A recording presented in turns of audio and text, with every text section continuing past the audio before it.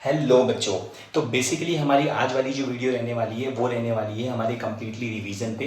किस चीज़ के लिए? हाफ ईयरली के, राइट। जितने भी हमारे बच्चों का मैथ्स का एग्जाम है तो हम इसमें क्या करने वाले हैं, उन सारे टॉप मोस्ट क्वेश्चंस को लेने वाले हैं जो हमारे बोर्ड एग्जाम्स में आने के लिए बहुत इंपॉर्टेंट है, उसके साथ साथ जो हमारे हाफ ईयरली एग्जाम्स में कवर अप होंगे, राइट।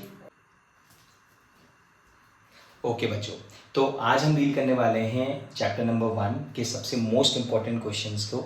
ठीक है, ये जो क्वेश्चन है हमारा क्लास 9th और क्लास 10th दोनों क्लासेस के लिए बहुत ज़्यादा इंपॉर्टेंट है। और ये सारे टॉप क्वेश्चंस इसलिए इंपॉर्टेंट हैं दोनों क्लासेस के लिए क्योंकि हमारे 9th और 10th में जो मैथ्स के चैप्टर्स हैं वो लगभग क्या है, सिमिलर हैं। एंड टॉपिक्स जो है वो दोनों क्लासेस में कवर अप हो जाते हैं। अब हम बात करने वाले हैं अपने फर्स्ट क्वेश्चन की, जो है 2 numbers are in the ratio 2:3 and the LCM is 180, find the HCF of these numbers. तो जब भी हम बात करते हैं हमारे कोई भी नंबर्स अगर हमें कभी रेशियो में गिवन होते हैं, ठीक है, तो हमें उन रेशियोज के आगे, उन नंबर्स के आगे एक वेरिएबल लगाना होता है और दोनों में सेम वेरिएबल लगना चाहिए, आइदर एक्स आइदर वाई।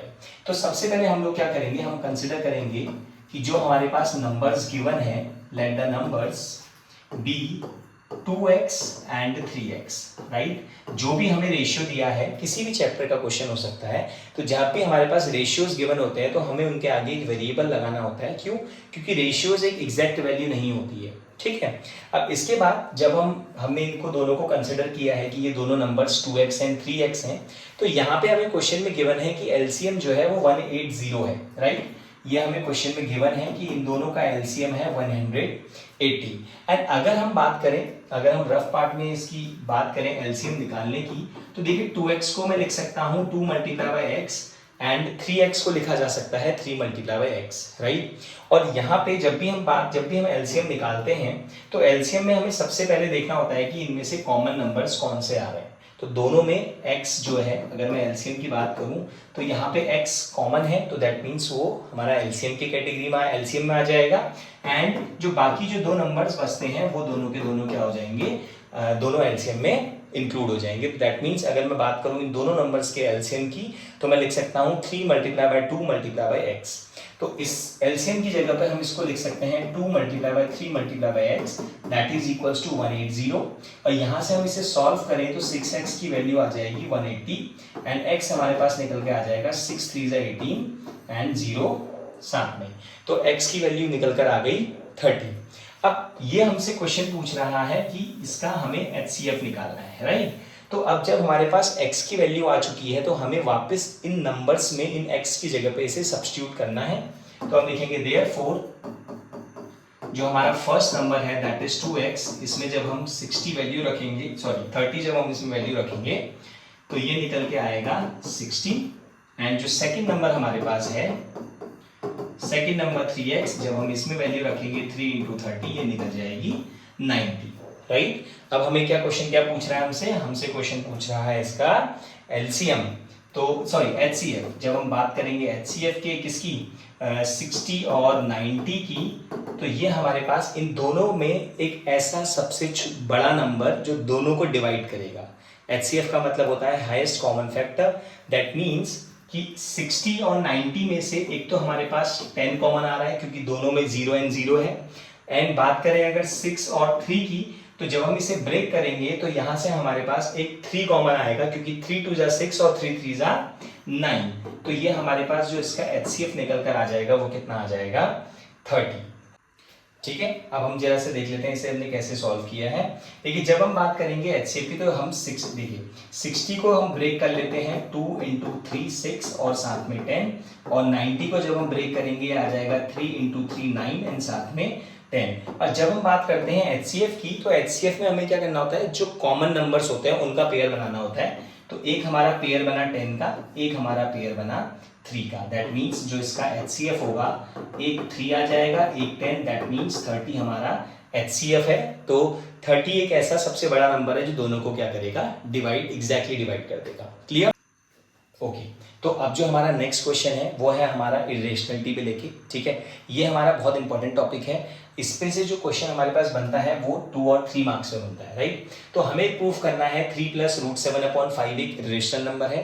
तो यहाँ पे हम एक कॉन्ट्राडिक्शन मेथड यूज करेंगे जिसमें हम क्या करते हैं, बेसिकली जो हमें प्रूफ करना होता है हम उसके अपोजिट उसको कंसिडर करके चलते हैं। जैसे यहाँ पे हमें इसे इरेशनल प्रूव करना है तो हम इसे रेशनल कंसिडर करेंगे, हम इसे रेशनल मान के चलेंगे और लास्ट में अपने आप को रॉन्ग प्रूफ करेंगे। तो अगर हम रेशनल में रॉन्ग हो गए तो दैट मीन्स वो क्या बनेगा, इरेशनल नंबर। तो सबसे पहले हमें लिखना पड़ेगा let 3 + √7/5 be are rational number. हमने कंसिडर किया कि ये जो नंबर हमें क्वेश्चन में गिवन है ये एक रेशनल नंबर है, राइट। एंड जब हम इसको रेशनल कंसिडर कर चुके हैं तो रेशनल नंबर की एक प्रॉपर्टी होती है कि उसको हम P/Q के फॉर्म में लिखा जा सकता है, जहां पे Q is not equals to 0, जहां पे Q हमारा 0 नहीं हो सकता, क्योंकि अगर ये 0 हो जाएगा तो ये नॉट डिफाइंड हो जाएगा। क्लियर। अब यहां से हमें इसे क्या करना है, हमें सारे नंबर्स को लेफ्ट राइट लेके जाना है। एंड एक चीज ये ध्यान रखनी है कि जो रूट वाला पार्ट है दैट मीन्स सिर्फ √7 हमें उसे लेफ्ट हैंड साइड रखना है या एक तरफ रखना है, बाकी सारे नंबर्स को राइट हैंड साइड लेके जाना है according to our mathematical calculations. तो यहाँ पे अगर मैं ध्यान दूं, देखिए 5 हमारा डिवाइड में है, राइट हैंड साइड जाएगा तो मल्टीप्लीकेशन में आएगा, ठीक है। तो हम इसमें लिख रहे हैं 3 + √7 that is equals to 5p के साथ मल्टीप्लाई हो जाएगा डिवाइड बाई q, राइट। अब मुझे इस 3 को राइट हैंड साइड भेजना है क्योंकि मुझे √7 को अकेला रखना है। तो जब हम √7 को अकेला रखेंगे लेफ्ट हैंड साइड में तो ये आ जाएगा 5p/Q और ये 3 यहाँ प्लस का है, राइट हैंड साइड जाके माइनस हो जाएगा, राइट। हम इसे एक ब्रैकेट में बंद कर देते हैं। तो ये हमारे पास वैल्यूज आ गई कि रूट वाला पार्ट हमारा एक तरफ है एंड बाकी बचा हुआ पार्ट राइट हैंड साइड। अब यहाँ पे हमें क्या करना है, देखिए यहाँ पे जब हम किसी इंटीजर को, क्योंकि P/Q इंटीजर्स हैं, इंटीजर से किसी इंटीजर को अगर माइनस करेंगे तो हमारा जो फाइनल आंसर आता है वो इंटीजर रहता है। दैट मीन्स कि हम लिखेंगे 5p/Q - 3 इज इंटीजर, या फिर हम इसे रेशनल नंबर भी बोल सकते हैं एज ये P/Q के फॉर्म में है। बट यहाँ पे अब देखिए लेफ्ट हैंड साइड में क्या है, लेफ्ट हैंड साइड में हमारे पास रेशनल जो √7 है ये एक इरेशनल नंबर है। तो but √7 is an irrational number, लेकिन जो हमारे पास √7 है ये एक क्या है, ये एक इरेशनल नंबर है। एंड रेशनल कभी भी इरेशनल के इक्वल नहीं हो सकता, तो rational can never be equals to irrational number. तो हेंस इट कॉन्ट्राडिक्ट्स मतलब कि ये बात गलत हो गई कि जो हमारा राइट हैंड साइड पार्ट है वो हमारा रेशनल है and left hand side irrational है। तो दैट मीन्स ये कभी भी इक्वल नहीं हो सकते। तो दैट मीन्स हमने जो कंसिडर किया था कि ये पूरा नंबर जो रूट वाला पार्ट था ये पूरा एक रेशनल नंबर है, वो हमारा एजम्पशन रॉन्ग था। तो दैट मीन्स ये क्या है, एक इरेशनल नंबर है। तो बट इट कॉन्ट्राडिक्ट्स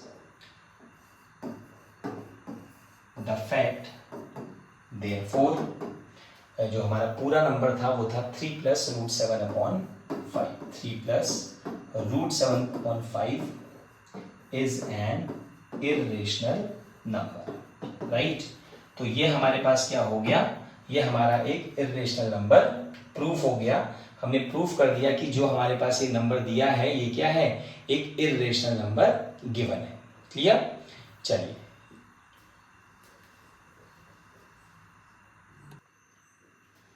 ओके, तो अब जो हम नेक्स्ट क्वेश्चन ले रहे हैं वो है हमारा चैप्टर नंबर 2 पॉलिनोमियल से, right. If x + a is a factor of fx this then find the value of a।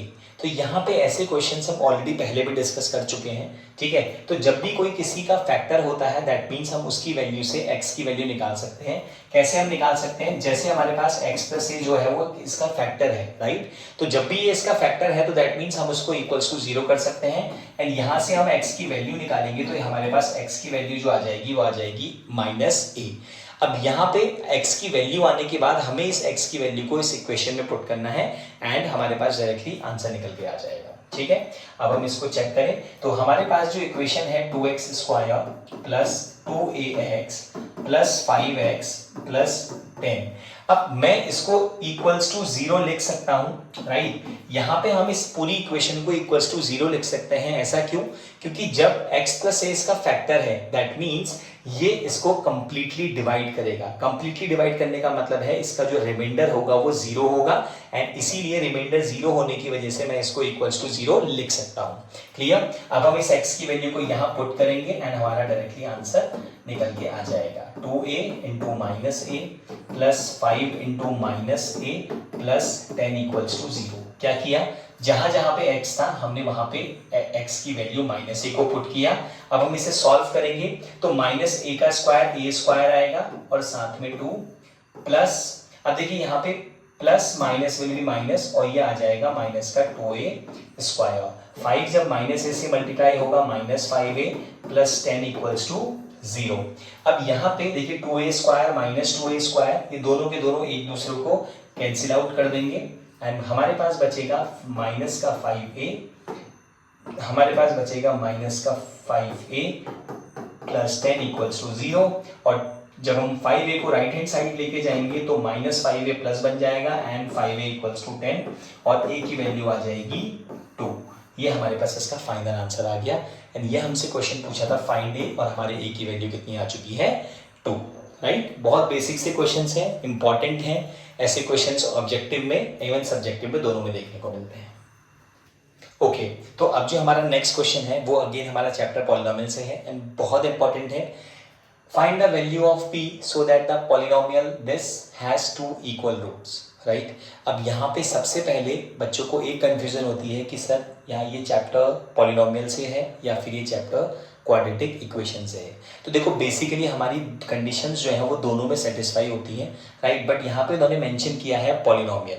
Right? अगर वो क्वाड्रेटिक पॉलिनोमियल मेंशन करता तो माइट भी हम डायरेक्टली क्या करते हैं इसमें क्वाड्रेटिक इक्वेशन का फॉर्मूला यूज कर सकते थे। अब यहाँ पे अगर हम बात करें इस क्वेश्चन की तो यहाँ पे हम लोग बेसिकली यूज करेंगे सम ऑफ जीरोस और प्रोडक्ट ऑफ जीरोस। ठीक है? अब लेकिन सबसे पहले हम अगर देखें तो यहाँ पे जो हमारे पास इक्वेशन दी हुई है वो एक नॉन स्टैंडर्ड फॉर्म में गिवन है, that is px into x minus 3। क्योंकि जब तक ये इक्वेशन हमारी क्वाड्रेटिक फॉर्म में नहीं कन्वर्ट होगी तब तक हम इसमें से abc फाइंड आउट करने में हमें इसमें प्रॉब्लम आएगी। तो हम लोग क्या करेंगे, सबसे पहले px को x से मल्टीप्लाई कराएंगे तो ये बन जाएगा px स्क्वायर। px को जब -3 से करेंगे -3px प्लस 9 इक्वल्स टू 0। ये हमारी इक्वेशन कन्वर्ट हो गई स्टैंडर्ड फॉर्म में। अब यहाँ से हमारे पास क्या है, हमारे पास a है, b है एंड c है और ये इक्वेशन अपने स्टैंडर्ड फॉर्म में आ चुकी है, that is ax square plus bx plus c equals to 0। अब यहाँ पे उसने हमसे क्वेश्चन में कहा है कि इस इक्वेशन के दो इक्वल रूट्स हैं। दैट मीन्स अगर मैं कंसिडर करूं let the zeros are alpha and beta, तो अगर मैं इन जीरोस को अल्फा और बीटा कंसिडर करूं तो उसमें क्वेश्चन में हमें गिवन है कि इसके दोनों रूट्स इक्वल हैं। दैट मीन्स मैं दोनों को अल्फा भी मान सकता हूं, दोनों को बीटा भी मान सकता हूं। राइट? अब फिलहाल हम जब यहाँ पे फॉर्मूला यूज करेंगे सम ऑफ जीरोस, ये हमारा होता है minus B upon a. Right? Minus B upon ए। अब अल्फा प्लस बीटा की जगह पे मैं इसको अल्फा लिख ले रहा हूं क्योंकि हमें पता है कि इसके दोनों के दोनों जीरोस क्या है, रूट्स क्या है, इक्वल है। तो इंस्टेड ऑफ बीटा मैंने इसमें दोनों को अल्फा लिख लिया इक्वल्स टू माइनस बी। जब हम बात करेंगे अपने माइनस बी की तो हमारा माइनस बी होता है एक्स का कोफिशिएंट, दैट मीन्स माइनस का 3p।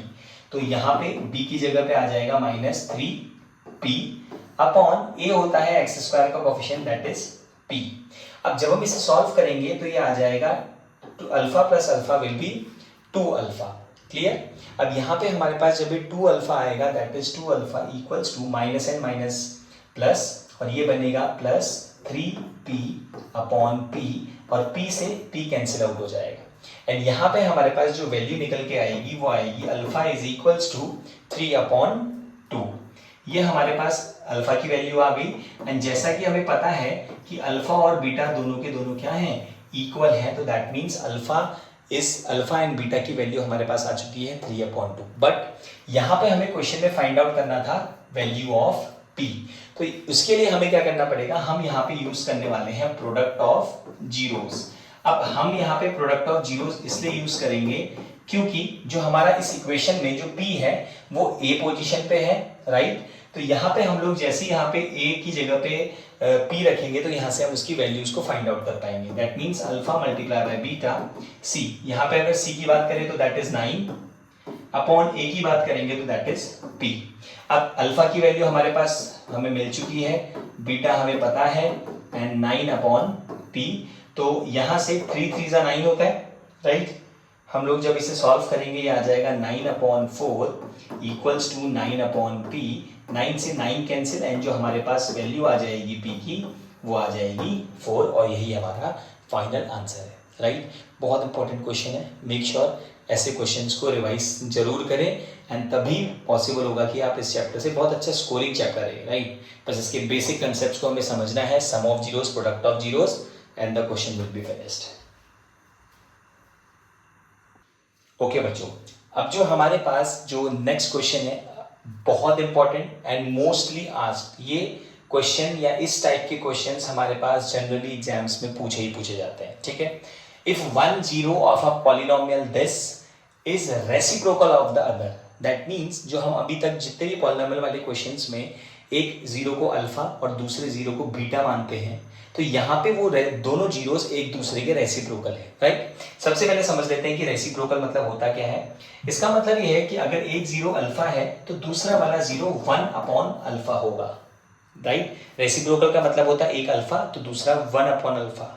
अगर एक हमारा बीटा है तो दूसरा वाला 1 अपॉन बीटा होगा, राइट। इसका बेसिक सिंपल ये है कि अगर हम एक नंबर को 2 मान रहे हैं तो दूसरा वाला उसका reciprocal that means 1 upon 2।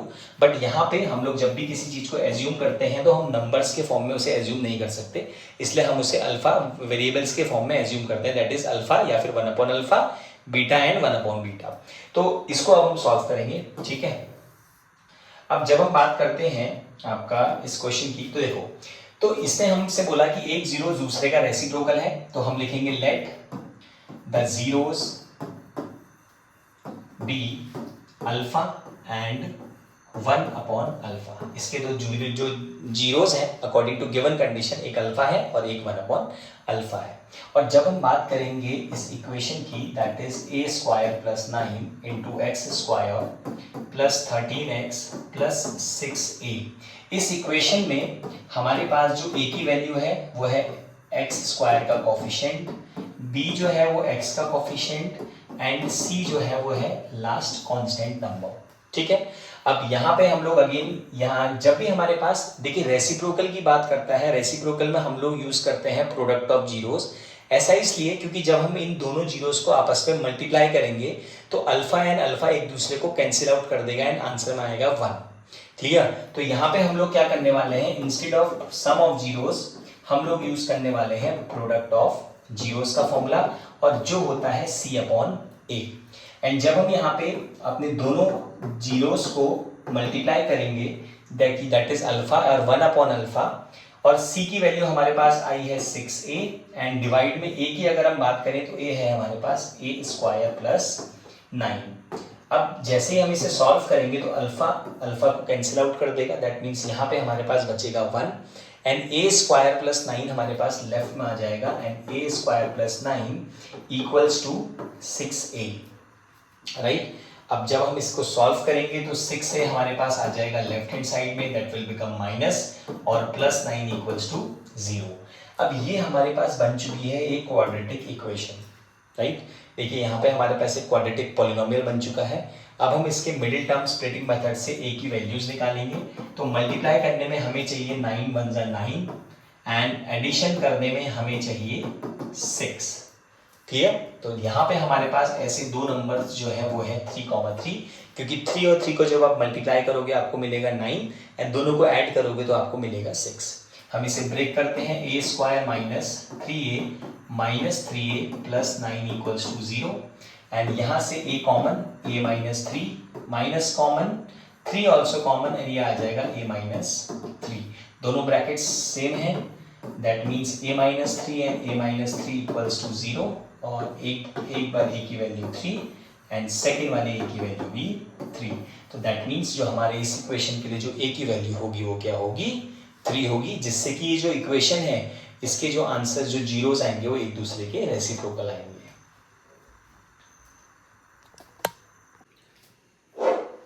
Okay बच्चों, तो अब हम जो हमारा नेक्स्ट क्वेश्चन है वो है हमारा find the value of k such that the polynomial this has sum of its zeros equal to half of their product, right. Again again हमें ऐसे क्वेश्चंस में क्या करना है, सबसे पहले हम लोग अपनी इक्वेशंस लिखेंगे और इक्वेशन के बाद हमें अपने इस इक्वेशन के a b c, that means जो कोफिशिएंट्स होते हैं किसके, एक्स स्क्वायर के, एक्स का और कांस्टेंट टर्म, इनको सबसे पहले हमें अलग करना है और उसके बाद जो हमें कंडीशंस बताई है that is sum of zeros जो है वो क्या है, वो इक्वल है हाफ ऑफ देयर प्रोडक्ट के। ठीक है, तो यहाँ पे हम लोग क्या करेंगे, सबसे पहले हम लोग अपने ए बी सी को फाइंड आउट करते हैं। तो एक्स स्क्वायर के साथ कुछ भी नहीं है, दैट मीन्स हम उसको 1 कंसिडर कर सकते हैं, तो ए की वैल्यू आ जाएगी 1। बी की अगर हम बात करें तो एक्स का जो कोफिशिएंट होता है, तो यहाँ पे हमें साइन भी इंक्लूड करना पड़ेगा एंड ये हो जाएगा माइनस के प्लस 6। और बात करें अगर सी की, तो लास्ट जो एक्स के बाद जो बचेगा वो सारा का सारा क्या हो जाएगा, सी। ये हमारे पास ए बी सी और निकल कर आ गया। अब यहाँ पे क्वेश्चन में हमें कंडीशन दी है कि सम ऑफ जीरोस जो है वो क्या है, इक्वल है हाफ ऑफ देयर प्रोडक्ट के। तो यहाँ पे हम लोग सीधे सीधे लिखेंगे according to condition sum of zeros, right, sum of zeros is equals to half of the product of zeros. ये हमें क्वेश्चन में गिवन है पहले से, ठीक है। और अगर हम इसमें देखिए, अब हमें सिंपल क्या करना है, हमें इसमें वैल्यूज पुट करनी है। वैल्यूज पुट करने का मतलब है सम ऑफ जीरोस का मतलब होता है alpha plus beta equals to half of alpha multiply by beta, right, क्योंकि हमारे किसी भी पॉलिनोमियल के जो जीरोस होते हैं वो या तो अल्फा या फिर हम बीटा कंसिडर करते हैं। अब यहाँ पे जो अल्फा प्लस बीटा की वैल्यू है that is minus B upon a 1/2 into c upon a, right. ये हमारे पास क्या है, ये हमारे पास वैल्यूज होती हैं। क्या है, सम ऑफ जीरोस का फॉर्मूला होता है minus B upon a, product of zeros का फॉर्मूला होता है c upon a and half हमारे पास कंडीशन में पहले से गिवन है। ए से अगर मैं डायरेक्ट ए को कैंसिल आउट कर दूं, राइट, विदाउट वैल्यूज पुट करने से पहले अगर ए और ए कैंसिल आउट हो रहा है तो हमने उसे डायरेक्टली कैंसिल आउट कर दिया। जहां पे अगर हम बात करेंगे माइनस बी की, तो देखिए बी हमारे पास ऑलरेडी नेगेटिव है, तो जब हम इसे यहाँ माइनस के साथ रखेंगे तो ये क्या हो जाएगा, माइनस, फिर से अगेन माइनस एंड देन के प्लस 6, राइट। और ये माइनस इस माइनस को कैंसिल आउट कर देगा, इक्वल्स टू 1/2 मल्टीप्लाई बाई सी, और ये आ जाएगा 2 इंटू 2k माइनस 1, ठीक है। अब हम इसे फर्दर जब सॉल्व करेंगे तो देखिए यहाँ पे हमारे पास लेफ्ट में बचा है k प्लस 6 और यहाँ ये 2 से इस 2 कैंसिल आउट होगा एंड राइट में बचेगा 2k माइनस 1। जब हम इस k को राइट हैंड साइड लेके जाएंगे ये हो जाएगा नेगेटिव एंड माइनस 1 को जब हम लेफ्ट साइड लाएंगे ये बन जाएगा पॉजिटिव एंड ये आ जाएगा 2k minus k and k की वैल्यू निकल के आ जाएगी 7, राइट। और हमसे यही क्वेश्चन में पूछा था कि जो क्वेश्चन है हमारे पास कि जो हमें क्या करना है, हमें find the value of k, हमें k की वैल्यू निकालनी थी, तो जो हमारे पास क्या आ चुकी है, जो हमारे पास 7 आ चुकी है, राइट। ओके बच्चों, अब जो नेक्स्ट क्वेश्चन हमारे पास वो है, if alpha beta are zeros of quadratic polynomial this find the value of. इसमें हमारे पास दो पार्ट पूछे गए हैं। पहला है alpha square plus beta square, second है अल्फा की पावर -1 प्लस बीटा की पावर -1, राइट। अब यहाँ पे हम लोग सबसे पहले क्या करने वाले हैं, हम सबसे पहले इस इक्वेशन को ब्रेक करेंगे सम ऑफ जीरोस और प्रोडक्ट ऑफ जीरोस में, क्योंकि उसकी वैल्यू हमारे पास उसके बाद हमारा डायरेक्ट उसके बाद फॉर्मूला है। तो यहाँ पे जब हम बात करेंगे इस इक्वेशन की, तो अगर मैं इसमें से फाइंड आउट करूं सम ऑफ जीरोस, राइट, तो इसका मेरे पास डायरेक्ट फॉर्मूला होता है that is minus B upon A, ठीक है। तो यहाँ पे अगर सम ऑफ जीरोस की बात करें तो अगर अल्फा और बीटा उसके जीरोस हैं तो दोनों को सम करने का मतलब है मैं दोनों को क्या करूंगा, ऐड करूंगा, एडिशन करूंगा, इक्वल्स टू माइनस। यहाँ पे अगर b की वैल्यू देखें तो b होता है हमारा x का कोफिशिएंट, दैट मींस x के साथ है 5 एंड a होता है x स्क्वायर का कोफिशिएंट, अगेन वो भी क्या है 5। तो 5 से 5 कैंसिल आउट हो जाएगा और ये हमारे पास क्या निकल के आएगा, अल्फा प्लस बीटा की वैल्यू -1, ठीक है। अब यहाँ पे हम सम ऑफ जीरोस निकाल चुके हैं, अब हम बात करेंगे प्रोडक्ट ऑफ जीरोस की। तो प्रोडक्ट ऑफ जीरोस के लिए हम लिखेंगे प्रोडक्ट ऑफ जीरोस, अगेन इसका हमारे पास फॉर्मूला होता है c upon a and product का मतलब होता है मल्टीप्लिकेशन, दैट मींस अल्फा और बीटा मल्टीप्लाई किए जाएंगे आपस में। c दैट मींस कांस्टेंट और वो है हमारे पास 1 एंड a मतलब x स्क्वायर का कोफिशिएंट दैट इज 5। तो हमारे पास alpha plus beta, sorry alpha multiply by beta that is product of zeros, इसकी वैल्यू आ गई 1/5। अब यहाँ पे हम अपनी वैल्यूज को फाइंड आउट कर चुके हैं। अब इसके बाद जो हमारा नेक्स्ट अप्रोच जो रहने वाली है वो है हमें फाइंड आउट करना है alpha square plus beta square, right. Most important topic है इस क्वेश्चन का। ये जो है, अब इसका जो फॉर्मूला हमारे पास डायरेक्ट होता है that is alpha plus beta का whole square minus 2 alpha beta. That means कि जब भी हमारे पास अल्फा और बीटा अलग अलग सेपरेट वैल्यूज नहीं होती हैं तो हम लोग इसको ब्रेक कर देते हैं alpha plus beta, that means sum of zeros का square minus 2 into product of zeros में। क्यों? क्योंकि हम ऑलरेडी इस इक्वेशन से सम ऑफ जीरोस और प्रोडक्ट ऑफ जीरोस को ऑलरेडी फाइंड आउट कर चुके हैं, ठीक है। तो यहाँ पे जब हम इसकी वैल्यू पुट करेंगे तो अल्फा प्लस बीटा की वैल्यू हम ऑलरेडी निकाल चुके हैं, दैट इज -1। तो ये आ जाएगा -1 का square minus 2 into alpha beta की वैल्यू आ चुकी है हमारी 1/5। तो ये आ जाएगा -1 का स्क्वायर 1 माइनस 2/5 और ये हो जाए, अब यहाँ पे हमें एलसीएम लेना पड़ेगा, 5 माइनस 2 हो जाएगा 3/5। ये हमारा फाइनल आंसर आ गया फर्स्ट वाले पार्ट का, that is alpha square plus beta square. Clear? चलिए अब हम बात करते हैं इसके next part, that is alpha -1 plus beta two the power -1 की। तो यहाँ पे अगर हमें, अब यहाँ पे हमें जरूरत पड़ेगी हमारे इक्वेशन की,